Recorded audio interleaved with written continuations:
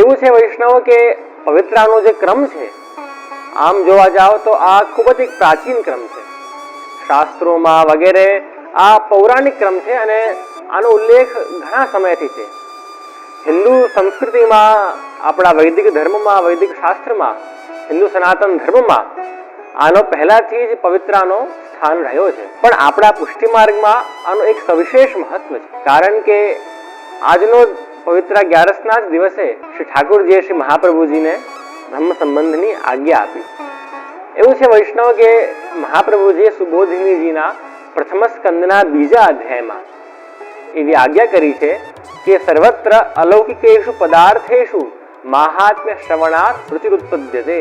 આનો શું અર્થ થયું કે બધા જ અલૌકિક પદાર્થોમાં મહાત્મ્ય શ્રવણાત, એનું જે જ્યારે આપણે એનું મહાત્મ્ય શ્રવણ કરીએ, એમનું જ્યારે આપણે ગુણગાન સાંભળીએ ત્યારે એમાં રુચિ ઉત્પદ્યતે, ત્યારે જ આપણને એમાં રુચિ ઉત્પન્ન થાય છે.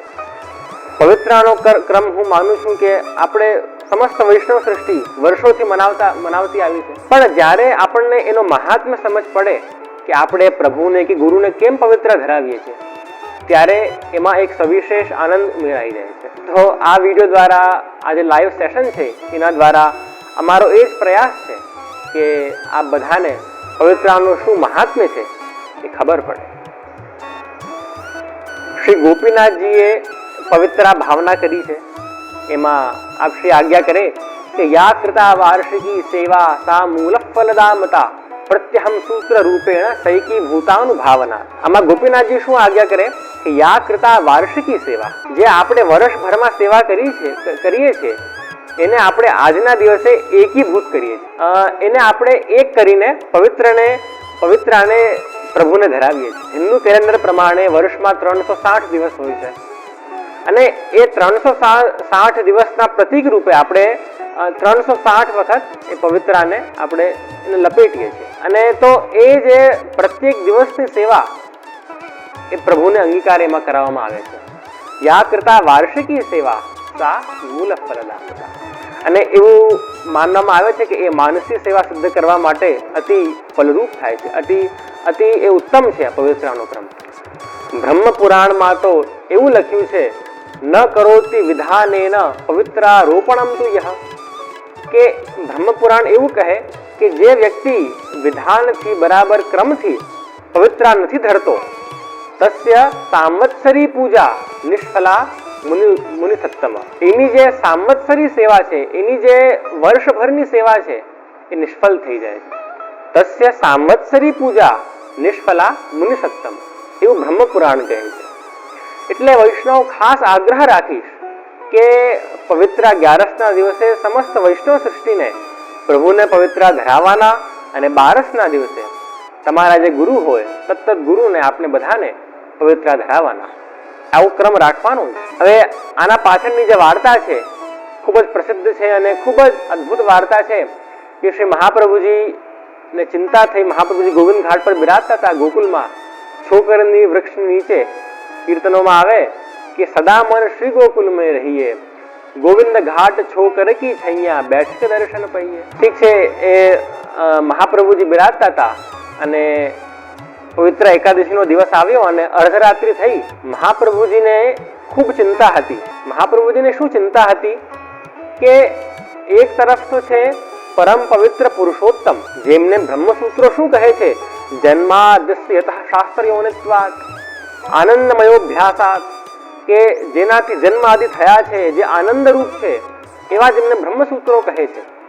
ઋગ્વેદ જેમને શું કહે છે, સહસ્ત્ર શીર્ષા પુરુષ સહસ્રાક્ષ સહસ્રપાત સ ભૂમિ વિશ્વતો વૃત્વા અત્યતિષ્ઠત દશાંગ.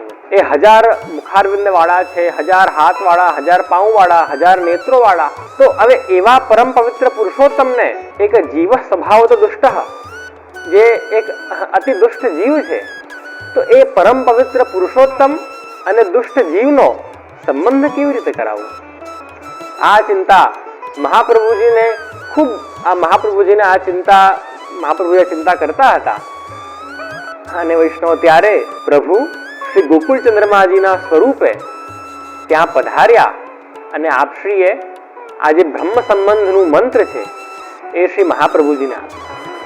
શ્રી ગોકુલ ચંદ્રમાજી પધાર્યા એના સ્પષ્ટ પ્રમાણો આપણને દ્વારકેશજી ભાવ ભાવનાવાળા અને પોતાની ભાવ ભાવનામાં આપે છે. લલિત ત્રિભંગી સ્તોત્રમમાં એમાં આપશ્રી ઘણી ઘણી ચર્ચાઓ છે, એમાં હું હમણાં ઉતરતો નથી, પણ આ પવિત્ર એકાદશીના દિવસે શ્રી ગોકુળચંદ્રમાજી ત્યાં પધાર્યા અને મહાપ્રભુજીને બ્રહ્મ સંબંધની આજ્ઞા આપી અને કીધું કે આપ આજ્ઞા કરી ચંદ્રમાજીએ કે આપ જેને પણ આ મંત્ર આપશો એના બધા દોષ નિવૃત્ત થશે અને એનો હું અંગીકાર કરીશ. બ્રહ્મ સંબંધ કરનાત સર્વેશામ દેહ જીવયો સર્વદોષ નિવૃત્તિ દોષા પંચવિધા સ્મૃતા. બ્રહ્મ સંબંધ કરવાથી બધા દોષો દૂર થાય છે વગેરે ચર્ચાઓ છે સિદ્ધાંત રહસ્યમાં. તો એવી જયારે આજ્ઞા કરી તો ત્યારે મહાપ્રભુજીએ શ્રી ચંદ્રમાજીને પવિત્ર ધરાવ્યો અને એટલે આપણે એકાદશીના દિવસે પ્રભુને પવિત્ર ધરાવીએ છીએ. ત્યાં દામોદરદાસજી હરસાણીજી પહોંચતા હતા બાજુમાં, તો પ્રભુ અંતર ધ્યાન થયા. પછી શ્રી મહાપ્રભુજીએ પૂછ્યું એમને દામોદરદાસજીને કે દમલા તેને કશું સુન્યો? તો દામોદરદાસજીએ ઉત્તર આપ્યું કે પ્રભુ સુન્યો તો સહી પણ સમજો ના. ખૂબ પ્રસિદ્ધ વાક્ય છે કે મેં સાંભળ્યું તો ખરી પણ હું સમજો નહીં. એવા એટલે સમજી એમનું જે મુખ્ય તાત્પર્ય આ પાછળ કહેવાનું શું હતું કે આપ મને કૃપા કરીને કૃપાના જણાવો કે પ્રભુએ શું આજ્ઞા કરી. અને આજના તો આપણા બધાની સ્થિતિ કેવી છે વૈષ્ણવ કે સુન્યો નહીં પણ સમજ ગયો, કે સાંભળ્યું નથી છતાં આપણે સમજી ગયા. એમાં નથી ઉતરતા આપણે. પણ જે મહાપ્રભુજીએ પછી દામોદરદાસજીને હરસાણીજીને પવિત્ર બારસના દિવસે એટલે આજના દિવસે પ્રથમ બ્રહ્મ સંબંધ આપ્યો અને ત્યારે દામોદરદાસજીએ મહાપ્રભુજીને પવિત્ર ધરાવ્યો. એટલે બારસના દિવસે ગુરુને પવિત્ર ધરાવવામાં આવે છે અને એકાદશીના દિવસે આપણે પ્રભુને પવિત્ર ધરાવીએ. આ થઈ પવિત્રાની વાત. એટલે પ્રભુએ શું કર્યું કે જે મહાપ્રભુજીને જે ચિંતા હતી મહાપ્રભુજીની એને આપશ્રીએ દૂર કરી. એટલે સૂરદાસજી ગાય કે પતિત પવિત્ર કિયે સુખ સાગર સૂરદાસ યશ ગાયો પવિત્રા પહેરન કોદનાયો. કે જે પતિત જીવો હતા એમણે આપણે પવિત્ર કર્યા અને એવા સુખસાગર પ્રભુના ગુણ સૂરદાસજી ગાય છે. એવું છે વૈષ્ણવ કે જે આપણું ગદ્ય મંત્ર છે, જો જેમ શ્રી ચંદ્રમાજીએ જે આપણને આપ્યું બ્રહ્મ સંબંધનું મંત્ર, એને આપણે શું કહીએ છીએ ગદ્ય મંત્ર. કારણ કે પહેલા એમાં ગદ્ય છે અને અંતમાં મંત્ર છે, એટલે એનું નામ પડ્યું ગદ્ય મંત્ર. અંતમાં જે પંચાક્ષર મંત્ર છે એ અપરસમાં જ બોલી શકાય, એટલે આપણે એની ચર્ચા હમણાં નથી કરતા. તો એટલે એનું નામ પડ્યું ગદ્ય મંત્ર. આના જો આપણે મૂળ જોવા જઈએ કે આ ગદ્ય મંત્રનું જે અર્થ જોવા જઈએ તો આના અનુસંધાનમાં પ્રિયજનો ભાગવતજીની આપણે ચર્ચા કરી. ભાગવતજીના 10મા સ્કંદના 23મા અધ્યાયમાં જ્યારે પ્રભુએ વેણુનાદ કર્યો અને પ્રભુએ વેણુનાદ કરીને બધાને રાસ માટે બોલાવ્યા તો અને જ્યારે ગોપીઓ આવ્યા પ્રભુ પાસે ત્યારે પ્રભુએ આજ્ઞા કરી કે સ્વાગતમ વો મહાભાગ પ્રિયમ કિમ કરવાણી વા, કે આ બધાનું સ્વાગત છે અને કહો આ બધાને હું શું પ્રિય કરી શકું. પ્રભુએ જ એમને બોલાવ્યા વેણુનાદ કરીને અને પછી પ્રભુ જ પૂછે છે કે કેમ આવ્યા છો.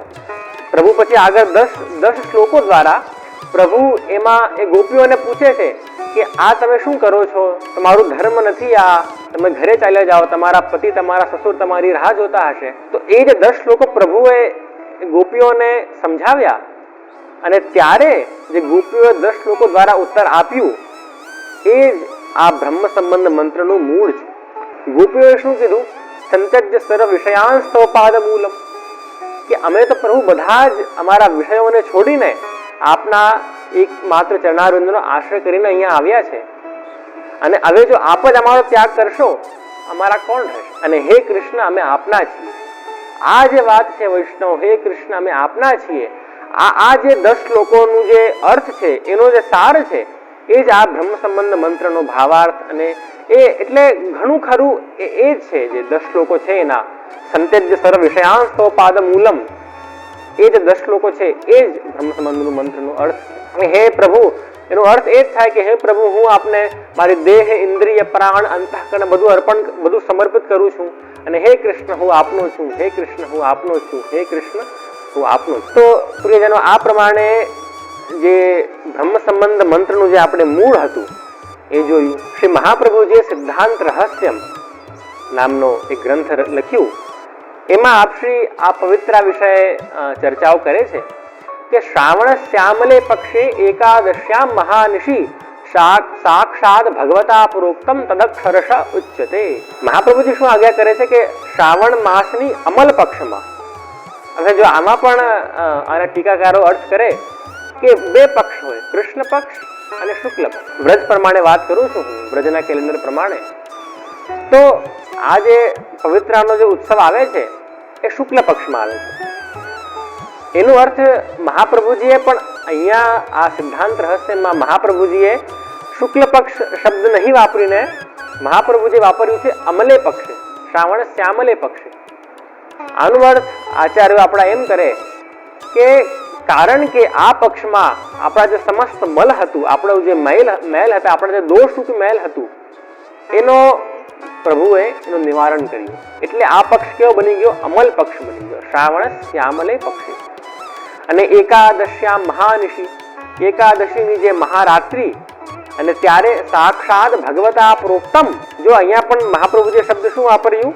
સાક્ષાત ભગવતા પ્રોક્તમ. હરિરાયજી આની ટીકામાં એવો અર્થઘટન કરે કે મહાપ્રભુજીએ સાક્ષાત પદ વાપર્યું છે એનો અર્થ સ્પષ્ટ છે કે પ્રભુ ત્યાં સાક્ષાત પધાર્યા છે. કોઈ સ્વપ્ન દ્વારા કે કોઈ દૂત દ્વારા પ્રભુએ એ આજ્ઞા નથી કરી ધર્મ સંબંધની. પ્રભુ ત્યાં સાક્ષાત પધાર્યા એટલે સાક્ષાત ભગવતા પ્રોક્તમ તદક્ષરશ ઉચ્યતે. એ હું આપ બધાને અક્ષર સહિત, એક એક અક્ષર સહિત એને હું કહીશ. તો આ પ્રમાણે સિદ્ધાંત રહસ્યમ ની રચના મહાપ્રભુજીએ કરી. અને જ્યારે પ્રભુ બ્રહ્મ સંબંધની આજ્ઞા આપીને અંતર ધ્યાન થયા ત્યારે આપશ્રીએ, જેમ આપ બધાને ખબર જ છે, મધુરાષ્ટકમની રચના કરી. અધરમ મધુરમ વદનમ મધુરમ નયનમ મધુરમ હસ્તમ મધુરમ હૃદયમ મધુરમ ગમનમ મધુરમ મધુરાધિપતેરખિલમ મધુરમ. એવા મધુરતાના રાજાનું બધું જ મધુર છે. તો એવી રીતે મહાપ્રભુજીએ સિદ્ધાંત રહસ્યમની રચના કરી. અને મહાપ્રભુજીએ એટલે પવિત્ર એકાદશીના દિવસે મહાપ્રભુજીએ પુષ્ટિ માર્ગની સ્થાપના કરી. આમ જોવા જાઓ પ્રિયજનો તો પુષ્ટિ માર્ગના જે રૂટ્સ છે, જે મૂળ છે પુષ્ટિ માર્ગનું, એ આપણને વેદોમાં, ઉપનિષદોમાં, બ્રહ્મસૂત્રોમાં, ગીતાજીમાં, ભાગવતજીમાં સ્પષ્ટપણે મળે છે. એ આપણને આના જે મૂળિયાઓ છે એ ત્યાં મળે છે, જે રૂટ્સ છે આના એ આપણને મળે છે. જેમ નારદજી ભક્તિ સૂત્રોમાં કહે કે જેમ નારદજી જ્યારે ભક્તિ સૂત્રોની શરૂઆત કરી, અથા તો ભક્તિમ વ્યાખ્યાસ્યામઃ, બીજું સૂત્ર આપ્યું સાત્વસ્મિન પરમ પ્રેમ રૂપા, ત્રીજું સૂત્ર આપ્યું અમૃત સ્વરૂપા છે. કે નારદજીએ ભક્તિની વ્યાખ્યા કરવાનું જ્યારે આરંભ કર્યું ત્યારે પ્રથમ જ એમને વ્યાખ્યા કરી કે સાત્વસ્મિન પરમ પ્રેમ રૂપા, એ પ્રભુમાં પરમ પ્રેમ રૂપ છે અને અમૃત રૂપ છે. શાંડિલ્ય ભક્તિ સૂત્રોમાં કહે સા પરાનુરક્તિ ઈશ્વરે. એટલે એ જે પરમ પ્રેમનો ઉપદેશ છે એ જ મહાપ્રભુજીએ આપણા પુષ્ટિ માર્ગમાં લીધો છે. અને એનાથી જ મહાપ્રભુજીએ સેવા પદ્ધતિની સ્થાપના કરી. ગીતાજીમાં પણ પ્રિયજનો આપણને સ્પષ્ટ પ્રમાણ મળે પુષ્ટિ માર્ગના. 9મા અધ્યાયમાં તમે જુઓ, યત કરોષી યદશ્નાસી યજ્જુહોષી દદાસી યત તપસ્સી કૌંતે તત કુરુષ્વ મદર્પણમ. તું જે કરે છે, જે હોમે છે, જે ખાય છે, જે તપે છે, જે કરે છે, બધું મને અર્પણ કરીને કર. જે સર્વ સમર્પણનો સિદ્ધાંત છે પુષ્ટિ માર્ગનો, એના જે રૂટ્સ છે એ ગીતાજીમાં રહેલા છે. તો એવી રીતે કહેવાનું તાત્પર્ય શું છે કે આપણા જે સમસ્ત સિદ્ધાંતો છે પુષ્ટિ માર્ગના, એના મૂળ જેમ મહાપ્રભુજી આગળ કરે કે વેદાહ શ્રી કૃષ્ણ વાક્યાની વ્યાસ સૂત્રાણી ચૈવહી સમાજ ભાષા વ્યાસસ્ય પ્રમાણમ તત્ચતુષ્ટયમ. વેદ, શ્રી કૃષ્ણ વાક્ય, ગીતા, વ્યાસ સૂત્ર એટલે કે બ્રહ્મ સૂત્ર, અને સમાધિ ભાષા વ્યાસસ્ય, અને વ્યાસજીની સમાધિ ભાષા અર્થાત ભાગવતજી. આ ચાર આપણા પુષ્ટિ માર્ગના પ્રમાણ. અને આ પ્રમાણો ઉપર મહાપ્રભુજીએ એવો એક માર્ગ સ્થાપિત કર્યો કે જ્યાં દુષ્ટ જીવો પર પણ એટલી કૃપા થઈ કે પ્રભુ આજ્ઞા કરે કે ભોગ શ્રૃંગાર સુન મેરી મૈયા મોહે શ્રી વિઠ્ઠલનાથ કે હાથ કો ભાવે. પ્રભુ યશોદાજીના ઘરને છોડીને, નંદાલયની સેવા છોડીને પ્રભુ એમ આજ્ઞા કરે છે કે મને તો શ્રી વિઠ્ઠલનાથજીના ઘરનું ભાવે. બીજા બધા ગુરુઓ તો ભક્તને વૈકુંઠ સુધી લઈ જવાની વાત કરે, પણ જે વૈકુંઠને જ ભક્ત સુધી લઈ આવે એનું તો નામ શ્રી મહાપ્રભુજી. કહેવાય કે અવધ તહા જહા રામ નિવાસે. અવધ એ છે કે જ્યાં રામ નિવાસ કરે છે, એમ વ્રજ પણ એ છે કે જ્યાં પ્રભુ બિરાજે છે. તો મહાપ્રભુજી તો એવી કૃપા કરી કે ઘરે ઘરે, ઘર ઘર મહાપ્રભુજીએ ગોકુલ અને મથુરા બનાવી દીધું છે. ઘર ઘર વૃંદાવન બનાવી દીધું છે મહાપ્રભુજી. એવી કૃપા અને એવો અદ્ભુત માર્ગ શ્રી મહાપ્રભુજીએ સ્થાપિત કર્યો અને આપશે ખૂબ પરિશ્રમ લીધો. વલ્લભાખ્યાનના બીજા આખ્યાનના ગોપાલદાસજી કહે, અનેક જીવ પર કૃપા કરવા દેશાંતર પ્રવેશ, કોમલ પદ જહા કમલ વિલસે ધન્ય કહું તે દેશ, અંગ બંગ કલિંગ કૈકટ માગદ મરુસુર સિંધ, તેતા મસના અગહર્યા પર તાપ પદ રજ ગંધ. મહાપ્રભુજીએ શું કર્યું કે અનેક જીવ પર કૃપા કરવા દેશાંતર પ્રવેશ.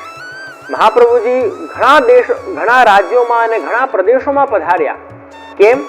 અનેક જીવ પર કૃપા કરવા. અને જે કોમલ પદ જહા કમલ વિલસે ધન્ય કહું તે દેશ, જ્યાં જ્યાં આપશ્રીના કોમલ ચરણારવિંદ પડે છે એ દેશને ગોપાલદાસજી ધન્ય કહે છે. પ્રદેશો ગણાવ્યા છે. કયા કયા પ્રદેશ? અંગ બંગ કલિંગ કૈકટ માગદ મરુસુર સિંધ, તે તામસના અગહર્યા પરતાપ પદ રજ ગંધ. આપણે ખૂબ અગત્યની વાત કે મહાપ્રભુજીએ જીવોનો ઉદ્ધાર કેવલ પોતાની જે ચરણારવિંદની જે ગંધ છે એનાથી જ ભક્તોનો આપશ્રીએ ઉદ્ધાર કરી દીધો છે. જીવોનો આપશ્રીએ ઉદ્ધાર કર્યો છે. એવા સર્વસમર્થ વૈષ્ણવો આપણા ગુરુ છે. તો બસ અંતે હું એ જ કહીશ કે આ બધાની પણ ખૂબ જે આપણા ગુરુ છે શ્રી મહાપ્રભુજીમાં આસક્તિ વધે, એમાં આ બધાનું પ્રેમ વધે. અને જે પ્રમાણે મહાપ્રભુજીએ ભક્તિ માર્ગનો ઉપદેશ આપણને આપ્યું છે એ જ રસ્તા પર આપણે ચાલીએ. કારણ કે ગીતાજીના 16મા અધ્યાયમાં 23મા અને 24મા શ્લોકમાં કૃષ્ણ ભગવાન સ્પષ્ટ આજ્ઞા કરે છે કે યહ શાસ્ત્ર વિધિમુત્સૃજ્ય વર્તતે કામકારતઃ, કે જે શાસ્ત્રની વિધિને છોડીને જે મન ફાવે એમ એ પ્રમાણે કામ કરે છે, ન સિદ્ધમ અવાપ્નોતિ ન સુખમ ન પરામ ગતિમ, એને સુખ પણ નથી મળતું અને એને જે પરમ ગતિ છે, પરમ શાંતિ છે એ પણ એને નથી મળતી. એટલે તસ્માત શાસ્ત્રમ પ્રમાણમ તે કાર્યાકાર્યાવસ્થિતૌ, એટલે શું કરવું અને શું નહીં કરવું એમાં તસ્માત શાસ્ત્રમ પ્રમાણમ તે, એટલે એમાં સ્પષ્ટ રૂપે શાસ્ત્રો જ પ્રમાણ છે. એટલે કહેવાયું કે મનોવાગ દેહ શાસ્ત્રમ અવગત્ય મનોવાગ દેહૈ શ્રી કૃષ્ણ સેવ્ય, કે શાસ્ત્રોનો અધ્યયન કરો અને એ જ પ્રમાણે મનથી, વાણીથી અને દેહથી શ્રી કૃષ્ણની સેવા કરો. બસ વૈષ્ણવ હું અંતે એ જ કહીશ કે ફરી આપ બધાને પવિત્ર એકાદશી અને દ્વાદશીની ખૂબ ખૂબ વધાઈ.